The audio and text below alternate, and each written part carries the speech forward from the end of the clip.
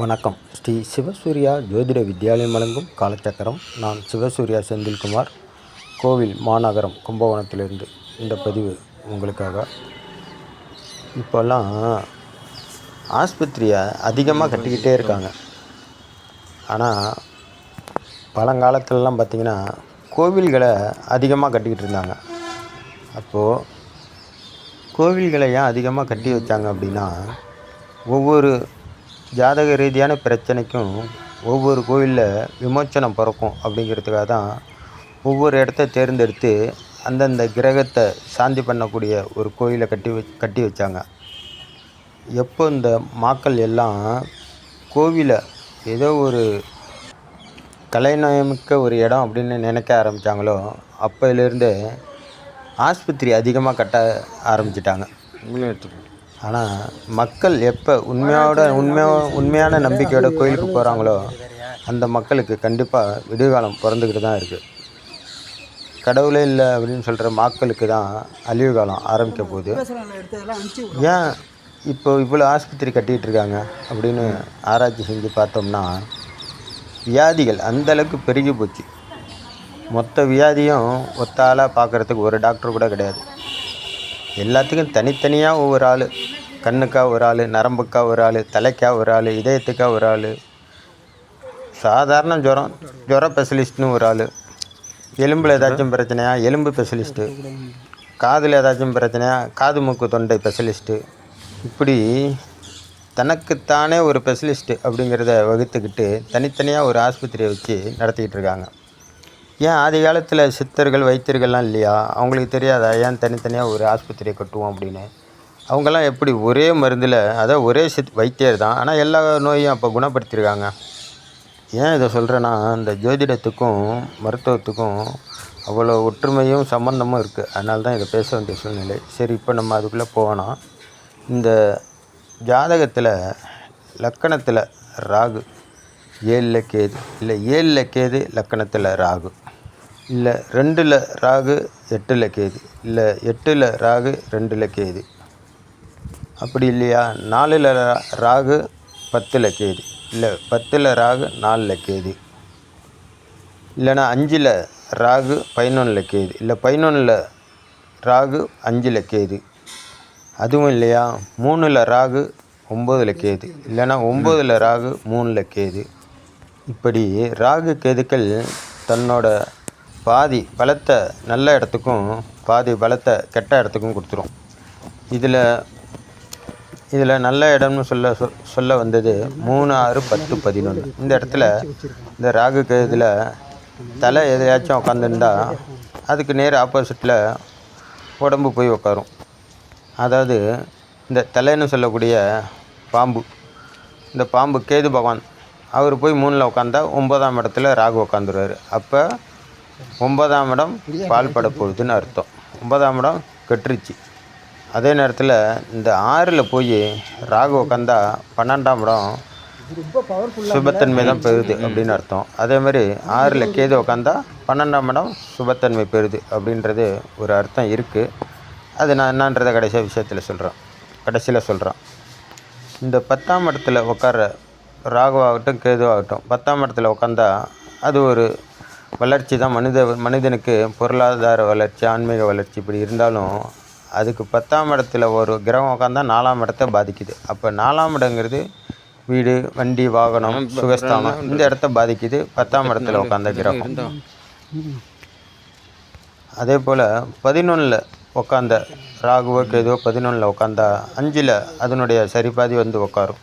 அதை உதாரணத்துக்கு 11ல் ராகு உட்காருதுன்னா 5ஆம் இடத்துல கேது உட்காரும். அப்போ அங்கே பூர்வ புண்ணியம் கேள்விக்குறியாகுது. ஏன் இதெல்லாம்? ஒரு இடத்துல நன்மை செஞ்சுட்டு இன்னொரு நேர் ஆப்போசிட்டான அந்த இடத்துல கடுமையான தோஷத்தை கொடுக்கக்கூடிய தலை போய் உட்காருது. தலை அப்படிங்கிறது கேது பகவான். இந்த தலைப்பகுதி எங்கே உட்காந்தாலும் பாம்புக்கு விஷம் பல்லில் அப்படிங்கிற மாதிரி இந்த தலைப்பகுதியானது எங்கே உட்காந்தாலும் அது அந்த இடத்துல விஷத்தை கக்கியே ஆகும். இதைத்தான் காலை சுற்றின பாம்பு கடிக்காமல் விடாதுன்னு சொல்லுவாங்க. அதாவது காலை சுற்றின பாம்புனா நட்சத்திர காளை நட்சத்திர கால்னு ஒவ்வொரு வீட்டுக்கும் 9 நட்சத்திர கால் இருக்குல்ல, 9 பாதம். அது மாதிரி இந்த நட்சத்திர காலை சுற்றின பாம்பு கண்டிப்பாக அவங்களுக்கு ஏதோ ஒரு தோஷத்தை கொடுக்கும் அப்படிங்கிறது தான் இதனுடைய சாராம்சம். 3ல் உட்காந்த ராகு முயற்சி ஸ்தானத்தில் கண்டிப்பாக வெற்றியை கொடுப்பாரு. 6ல் உட்காந்த ராகுக்கு அஷ்டலட்சுமி யோக ராகு அப்படின்னு ஒரு பேர் உண்டு. 10ல் உட்காந்த ராகுக்கு பதவி ராகுன்னு பேர். 11ல் உட்காந்த ராகுக்கு லாப ராகுன்னு பேர். இந்த இடத்துலலாம் ராகு உட்காந்தா கண்டிப்பாக அந்த இடத்த பூம் பண்ணி காட்டுவார். அதாவது எப்படியும் அதை 1க்கு 2ஆக மல்டி மீடியாவாக ஆக்கி காட்டுவார். கண்டிப்பாக அந்த இடத்த வளர்ச்சி அடைய செய்வார். பட் அவர் அந்த ஜாதகருக்கு யோகாதிபதியாக இருக்கணும், இல்லை யோகாதிபதி நட்சத்திரத்தில் இருக்கணும். இந்த மாதிரி சில அமைப்புகளில் இருந்தால் கண்டிப்பாக அவர் ஒரு ஆளாக்கி விட்ருவார் அந்த ஜாதகரை. ஆனால் இதுக்கு நேர் ஆப்போசிட்டாக கண்டிப்பாக கேது உட்காந்துருப்பார்ல, அவர் அங்கே பாம்பு தலையோட, பாம்புக்கு எங்கே இருக்குது விஷம், பல்லில் விஷம். அப்போ அந்த இடத்த கண்டிப்பாக நலிவுற செய்வார். தன்னோட விஷத்தை அங்கே கக்குவார் அந்த வீட்டில். கேது பகவான் உட்காந்த நட்சத்திரம் மட்டும்தான் கொஞ்சம் கடுமையான பாதிப்பை ஏற்படுத்துமே தவிர, ராகு பகவான் உட்காந்த நட்சத்திரம் ரொம்ப கேது பகவான் அளவுக்கு தீமையை செஞ்சிடாது ராகு பகவான். அதனால்தான் ராகுவோட கேது வலிமையானவர் அப்படின்னு சொல்கிறாங்க. மனித தலை ராகுக்கு இருக்கிறனால சில நேரத்தில் மனிதாபிமானத்தோடு நடந்துக்கும் ராகு கிரகம். ஆனால் கேது அப்படி கிடையாது. பாம்புக்கு எப்போதும் பல்ல விஷம் உண்டு.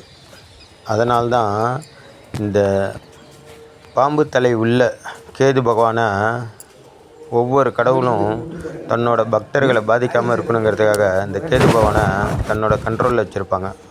அது எப்படின்றத பார்ப்போம். இப்போ பாம்பு எடுத்துக்கங்க. சிவபெருமானுக்கு தலையில், கழுத்தில், இப்படி தன்னோட கழுத்தில் சுற்றி வச்சுருப்பார் பாம்பை. விஷ்ணு பகவானும் தன்னோட இருப்பிடமாகவே வச்சுருப்பார், தன்னோட மெத்தையாகவே வச்சுருப்பார். பாம்பு மேலே பள்ளி கொண்டிருப்பார். சக்தியோ தனக்கு குடையாக வச்சுருப்பாங்க பாம்பை. ஏன்னா தன்னை பார்க்க வர்ற பக்தர்களை பாம்புனால் எந்த தோஷமும் நெருங்காமல் இருக்கணுங்கிறதுக்காக அந்த தலையெல்லாம் தன்னோட சக்தி தேவி தனக்கு தலைக்கு மேலே வச்சுருப்பாங்க. முருகப்பெருமானும் தன்னோட பக்தர்களை இந்த கேது பகவானால் எந்த பாதிப்பும் வரக்கூடாதுன்னு அவரை தன்னோட காலில் கட்டி வச்சுருப்பார். நீங்கன்னா முருகப்பெருமான் காலில் பாருங்கள், பாம்பு தான் கட்டப்பட்டு இருக்கும். இது எல்லாத்துக்கும் ஹைலைட்டாக இந்த பாம்பை தன்னோட இடுப்பில் அருணாகராக கட்டி வச்சுருப்பார் நம்ம கணபதி விநாயகப் பெருமான். அதனால்தான் இந்த கேதுக்கு ரொம்ப தொந்தரவு, கேதுனால யாருக்கெல்லாம் ரொம்ப தொந்தரவு இருக்கோ அவங்கெல்லாம் கணபதியை கைத்தொழ வேணும் அப்படின்னு சொல்லி வைக்கிறாங்க ஜோதிட ரீதியாக. அதனால் இந்த லக்கணத்தில் ராகு பெற்றவங்க, அதான் லக்கணங்கிறது தலையை குறிக்கும். இந்த தலையில் சுற்றி இருக்கக்கூடிய பாம்பை நம்ம சாந்தப்படுத்தணும் அப்படின்னா சிவபெருமானை தான் வணங்கி ஆகணும்.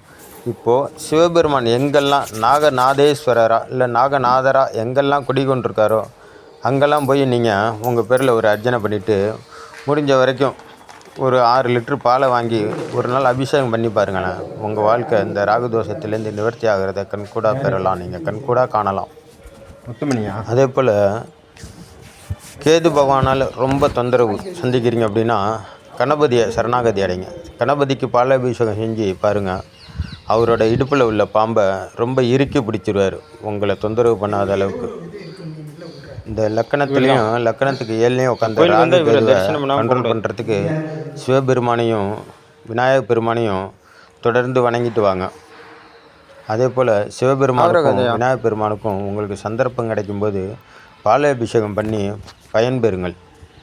இந்த ராகு கேது லக்கணத்தில் அமர்ந்தால் அவங்க வாழ்க்கையில் போராட்டத்தை சந்திக்காத நாளே இருக்காது. அதாவது ஒன்றுக்கும் போராடி போராட்டமான வாழ்க்கையாக தான் இருக்கும் அவங்களுக்கு.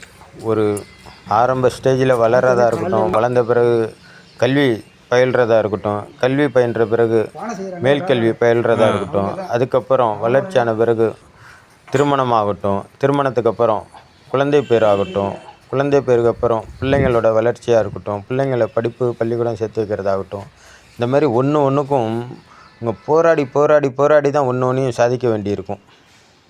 என்ன தான் கடவுள் இல்லைன்னு சொல்கிற மக்களுக்கு கூட இந்த பிரச்சனையை நீங்கள் பார்க்கலாம். அவங்களுக்கே 40 வயசு 45 வயசு வரைக்கும் திருமண தடையை ஏற்படுத்துவார். கடவுள் இல்லை அப்படின்னு யாரெல்லாம் சொல்கிறாங்களோ அவங்கெல்லாம் பாருங்கள், 35 வயசு 40 வருஷம் பிரம்மச்சாரியாக தான் சுற்றிட்டு இருப்பாங்க ரோட்டில். ஏன் அப்படின்னா, இந்த கடவுள் இல்லை அப்படின்னு சொல்ல வைக்கிறதே இந்த ராகுவோட வேலை தான். அதனால தான் அவங்க கடவுள் இல்லைன்னு சொல்கிற அமைப்பை சேர்ந்தவங்க கருப்பு கலர் ட்ரெஸ்ஸு போடுறாங்க. இந்த கரும்பாம்போட எம்ப்ளமே, கருநாகத்தோட எம்ப்ளமே இந்த கருப்பு கலர் தான். அதாவது ராகு பகவானோட கலரே கருப்பு தான். அதனால தான் இந்த ராகு அவங்க நாக்கில் பூந்து கடவுள் இல்லைன்னு சொல்ல வச்சு அவங்களோட வளர்ச்சியை இந்த மாதிரி பல தடங்களை ஏற்படுத்தும் அவங்களுக்கு. அதே நேரத்தில் அவங்க போகத்தை அனுபவிப்பாங்க. போகம்னா மது, மாது, சீட்டாட்டம், சூதாட்டம் இதெல்லாம் அவங்க அனுபவிப்பாங்க. நீங்கள்லாம் நல்லா பாருங்கள். அதே நேரத்தில் கடவுள் இல்லைன்னு சொல்கிறாங்களே, உடனே கல்யாணம் ஆகிடுச்சா அப்படின்னு பார்த்திங்கன்னா ஆகாது. அவங்களுக்கு ரொம்ப ஒரு 30-35 வயசுக்கு மேலே தான் திருமண அமைப்பே ஏற்படும். இந்த மாதிரி அமைப்பெல்லாம் இருக்கிறவங்க எதுவுமே சாதிக்க முடியல, ராகு கேது தோஷத்தினால ரொம்ப கஷ்டப்படுறவங்க நேராக நாகநாதர், நாகேஸ்வரன், இந்த மாதிரி நாகப்பெருமானுடைய பேரை முன்னாடி வச்சு ஆரம்பிக்கிற எந்த கோயிலுக்கு வேணாலும் நீங்கள் போகலாம். இதுக்காக நீங்கள் ஊராக அழியும் தேவையில்லை. உங்கள் ஊர் பக்கத்தில் இருக்கிற ஒரு நாகநாதர் கோயில், ஒரு நாகேஸ்வரன் கோயில், ஒரு நாகலிங்க கோயில், இந்த மாதிரி கோயிலுக்கு போய் அந்த நாகருக்கு ஒரு அபிஷேகம் பண்ணிவாங்க. ஆனால் அது சிவபெருமானாக இருக்கணும். அதே மாதிரி கேதுவால தொல்லை அப்படின்னா நீங்கள் கணபதியை கைத்தொழுத வேணும். இது எதுவுமே முடியல, நான் எங்கே தான் போகிறது அப்படின்னு உங்களுக்கு எந்த விஷயமும் புரியாமல் இருந்துச்சுன்னா நேராக கும்பகோணம் வாங்க. கும்பகோணத்தில் நாகேஸ்வரன் கோவில் அப்படின்னு இருக்குது. அந்த கோயிலை நீங்கள் முறையாக வழிபட்டு வாருங்க. நாகேஸ்வரன் கோயில் உள்ளே பூந்தோடனே ஒவ்வொரு கோயில்லையும் நேராக சிவபெருமான்கிட்ட போகாமல் முறைப்படி போயிட்டு வாங்க. இந்த பதிவில் நீங்கள் அந்த நாகேஸ்வரன் கோயிலை முழுமையாக பார்த்து பலன் பெறுங்க. நீங்கள் எந்த நாகர் சம்மந்தப்பட்ட கோயிலுக்கு எங்கே போனாலும் அங்கே கண்டிப்பாக ஜுரகரேஸ்வரர்னு ஒரு கணபதி உட்காந்துருப்பார். ஏதாச்சும் ஒரு மூலையில் இருப்பார். நீங்கள் அவரை பார்த்து ஒரு 108 தோப்பகரணமோ இல்லைன்னா அவர்கிட்ட ஒரு வேண்டுதலை வச்சுட்டு வாங்க. உங்களுக்கு ஜுர சம்மந்தப்பட்ட பிரச்சனைகள் குறையிறத நீங்கள் கண்கூட பார்க்கலாம். அப்படி இல்லாட்டி ஜுர சம்மந்தப்பட்ட பிரச்சனைகளை உள்ளவங்க டாக்டர்கிட்ட மாத்திரை வாங்குறாங்களே காட்டி, அந்த மாத்திரையை அந்த கணபதி பாதத்தில் வச்சு ஒரு 5 நிமிஷம் தியானம் பண்ணிவிட்டு அந்த மாத்திரையை உட்கொண்டு வாங்க. உடனடியாக ஜுரம் குறையிறத நீங்கள் பார்க்கலாம். நாகேஸ்வரன், நாகநாதர் இந்த மாதிரி பேரில் இருக்கிறவங்க ராகு கேதுவால் பாதிக்கப்பட்டவங்க போய் இந்த கோயிலுக்கு தொடர்ந்து போயிட்டு வாங்க.